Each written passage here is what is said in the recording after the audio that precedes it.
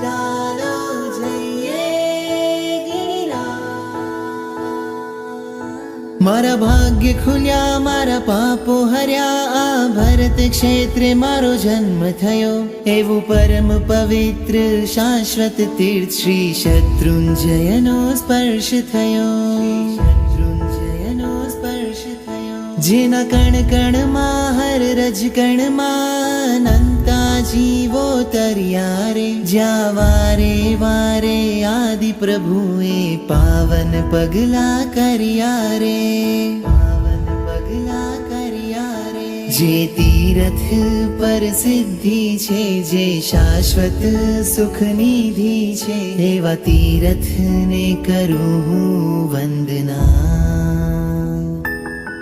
જેના શિખરે ઋષભજી છે, જેના તળિયે જય તળેટી છે, એવા તીરથને કરું હું વંદના.